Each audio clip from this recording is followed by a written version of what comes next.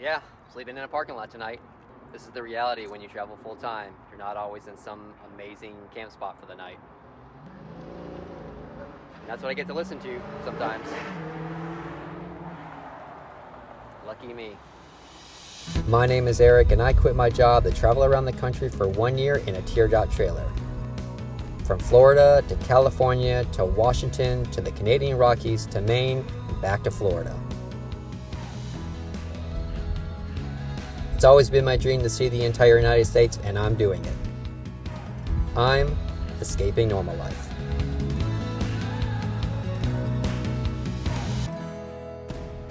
Well, if you're watching this video right now, chances are you're someone who dreams the nomadic lifestyle. Quit your job and hit the open road, travel, see the country. But unfortunately, when it comes to sleeping arrangements, you're not always sleeping in some gorgeous, amazing place. A lot of videos that you see on YouTube, people will show you that they're sleeping in their van or their RV and they're parked next to some cliff overlooking miles of just beautiful landscape. Or maybe they're parked next to some snow-capped mountains off in the distance and gorgeous lush trees all around them. In the middle of a forest, quiet, surrounded by nature. But the reality is, if you travel full-time, you're not always in those kind of places. I've slept in casino parking lots, empty turnouts on the side of the street. I've had to do side street parking in just in the middle of a city. And yeah, I've also slept at a Walmart parking lot. And the reason why you're not always gonna sleep in a national park or a national monument is because you can't. They won't let you. You have to have reservations to stay at a campground in a national park if they offer it, and that costs money, usually around $30 per night. And basically all you're really gonna get for that $30 is a dirt parking lot to park your car or rig, a picnic table, maybe a fire ring, bathrooms somewhere on site, but not always a full bathroom. Sometimes there's a sink, sometimes there's not. Sometimes it's just a pit toilet. There's usually water somewhere on the premises to get fresh water, but it's usually kind of far away. But the thing for me personally, the reason I really don't like to go there is because they really just pack in all the campers really close to each other. So there's really not a lot of privacy. And at $30 a night, that sounds pretty cheap, but do the math, and after a month, that's nearly $1,000 that you're spending just on campgrounds. That's rent or a mortgage. That's kind of crazy for me. Now, personally, I'm not working, so I can't afford something like that. I like to find more dispersed camping grounds, boondocking camping grounds, or public lands. All boondocking and dispersed camping mean is that you're finding an area that's not a designated space, that doesn't have a picnic table probably or a fire ring. It's not owned and operated by a park system. It's just public land somewhere out there that you can camp on. Usually up to 14 days is the limit. And when those areas are available, it's amazing. I've slept some very peaceful nights in the middle of a national forest somewhere where I'm just tucked away in the trees all by myself. And yeah, just the beautiful sounds of nature all around me. It's gorgeous.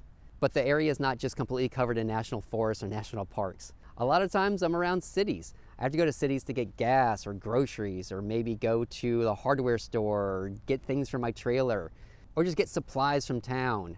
But sometimes I go to a city to actually see something amazing in that city. So there's 3 ways I find a place to sleep for the night if I'm not around a park or somewhere out in nature I can sleep. The first one's iOverlander.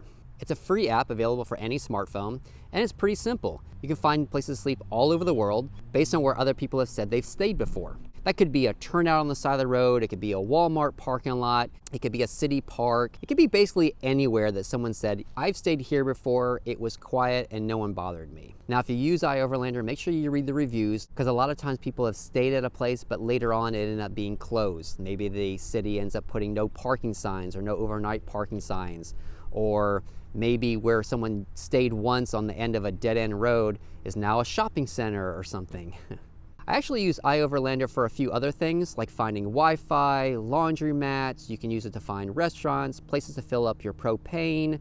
You can actually use it to find water. The list goes on and on and on. You can go through there and see. The next thing I use for finding a place to sleep is Campedium. Now, Campedium really focuses more on actual campgrounds. Those could be established campgrounds, ones you actually pay for. A lot of states like New Mexico or maybe Arizona or Idaho have campgrounds established all throughout the state that have picnic tables and even covered shelters and fire rings, and you can stay there for free. There's really no other amenities other than that. They probably don't even have a pit toilet or something available, but it's a great place to park for the night. It's quiet. You're not going to get harassed. You're not going to have a cop knocking on your window at 3 a.m. telling you you can't sleep there and you have to move somewhere else. But a lot of states don't have public land. Right now I'm out east and public land is really not that common. So I have to find a lot of side street parking. If I'm lucky to find a city park that doesn't have signs that saying you can't sleep overnight, then I'll sleep there for the night. And yeah, of course, Walmarts. You can do searches on Campedium a couple ways.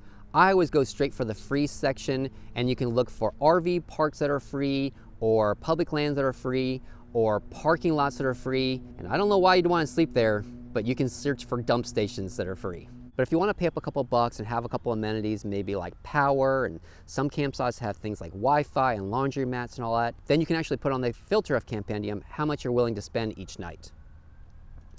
Most of the established campgrounds that you end up paying for are really geared more towards the really big RVs or the fifth wheels. Those are the ones you see towing behind a really big pickup truck or something.